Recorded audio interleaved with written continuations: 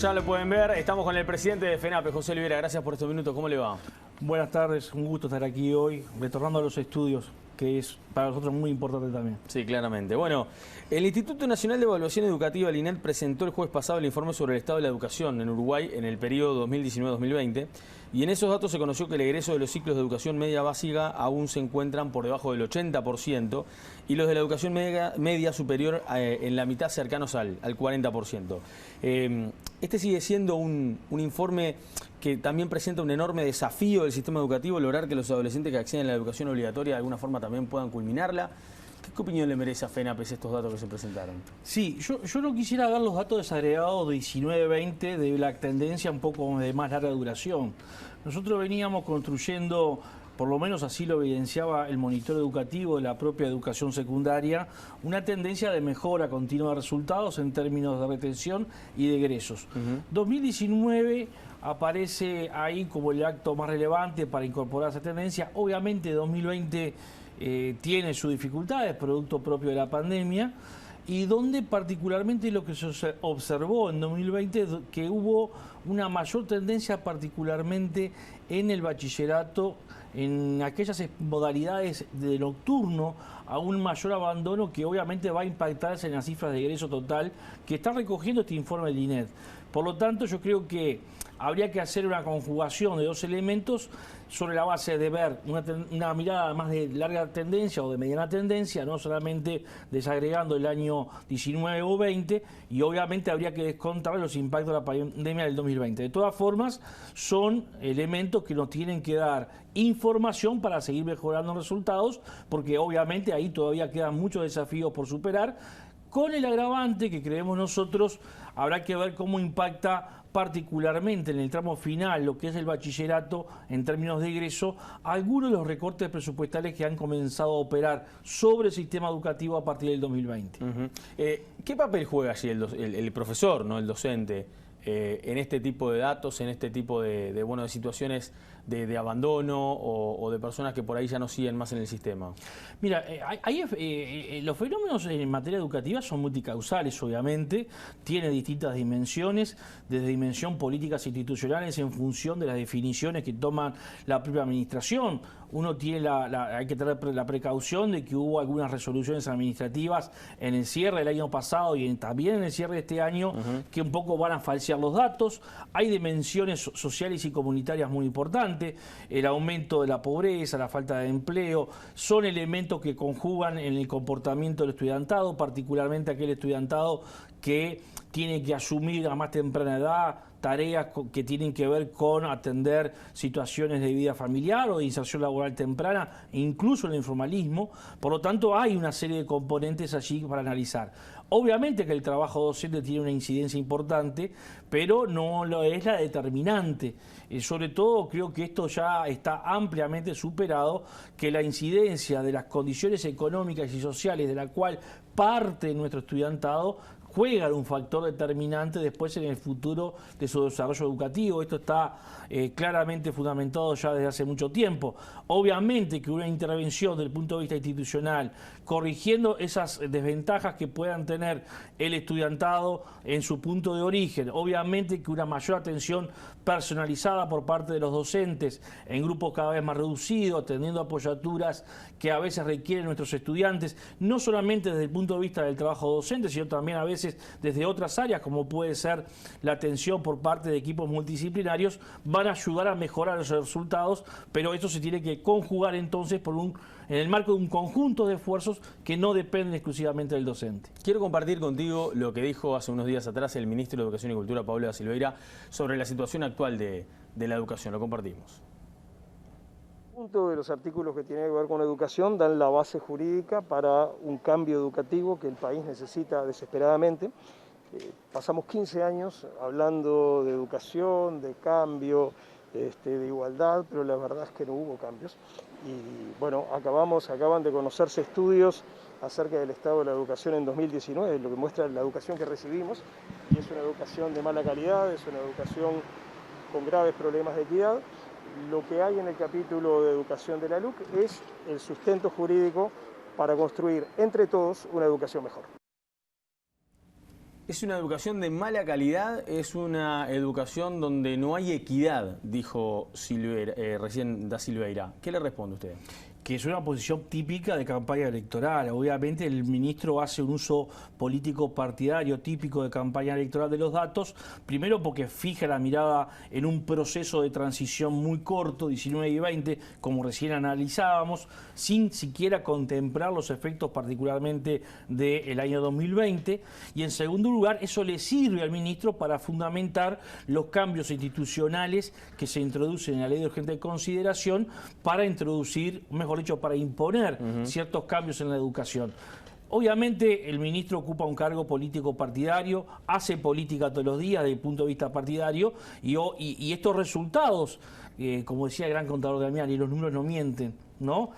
Sobre los números se pueden construir muchos relatos, pero muchas veces esos relatos no condicen con la realidad. Por eso la necesidad importante de que cuando uno extiende la mirada en un plazo más de mediano o incluso de largo plazo, también esa perspectiva puede cambiar. ¿Puede haber una educación mejor si no se derogan los 135 artículos en el cual está dentro ese capítulo referido a la educación? Mire, la única transformación que obsesiona al gobierno hoy es el poder de administración del mercado educativo. Para eso se han introducido un conjunto de cambios institucionales que han eliminado la participación como elemento de política que transversalizaba toda la política educativa pública.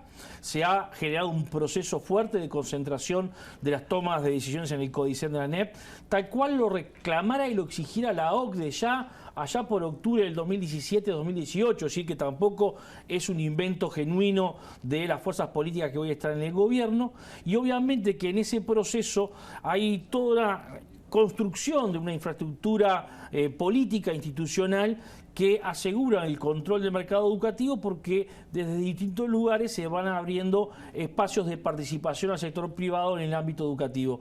Esta es la vieja concepción del ministro de Educación, que incluso la plasmara en libros ya en la década del 90, porque en última instancia no hay que olvidarse que buena parte del estamento que hoy gobierna han sido confesos admiradores, por ejemplo, del modelo chileno de educación, que típicamente es un modelo de mercado. Por un lado, ha promovido y se está promoviendo la inserción del sector privado en el mercado educativo porque se conceptualiza a la educación como una mercancía y no como un derecho, y por otro lado, se intenta introducir reformas para hacer funcionar a lo que va quedando en la educación pública con lógicas propias del mercado, olvidándose que un centro educativo, sea una escuela técnica, un liceo, no son una empresa, allí no se producen bienes materiales, sino que estamos hablando de la formación de las futuras generaciones. Bien, ese es el argumento principal de FENAPES y de varios otros sectores también para decir que la educación se podría privatizar con este tipo de medidas. La educación está viviendo un proceso fuerte de privatización en un doble sentido. En este sentido que yo decía, de apertura de nichos de mercado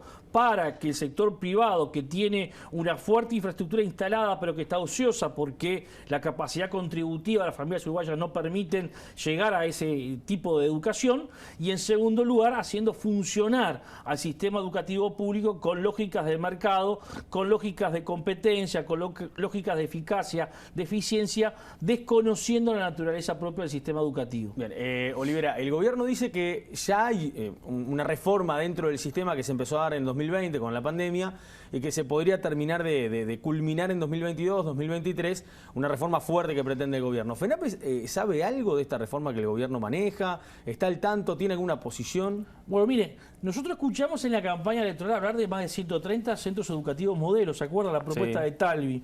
Que la defendiera el actual presidente del Codicen porque era candidato a vicepresidente junto con el economista Ernesto Talvi.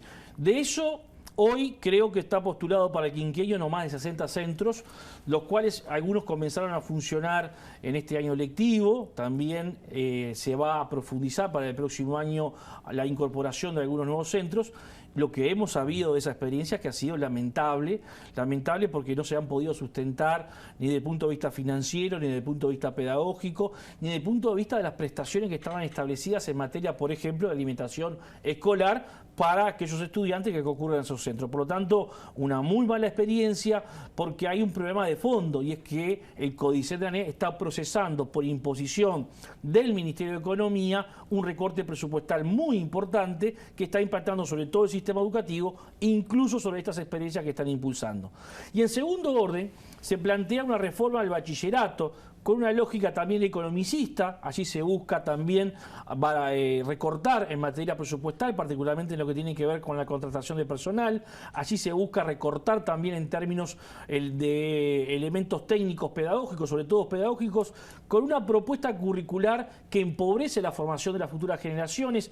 Es muy interesante los planteos que hoy están haciendo los estudiantes sobre su negativa a la desaparición de los bachilleratos como lo conocemos hoy, que no implica decir que no haya que hacerle algunos cambios, pero la propuesta que por lo menos se ha gozado hasta el momento de bachillerato genérico ya está concitando un rechazo muy fuerte, no solamente de las organizaciones sindicales, no solamente de las organizaciones gremiales, sino del propio estudiantado, porque objetivamente los países que han ido por esta lógica de bachilleratos generales han planteado una formación de pobre calidad para las futuras generaciones y sobre todo le ha generado al sector privado condiciones para abrir lo que se llaman los preuniversitarios, donde algunos podrán acceder y otros quedarán por el camino. Bien.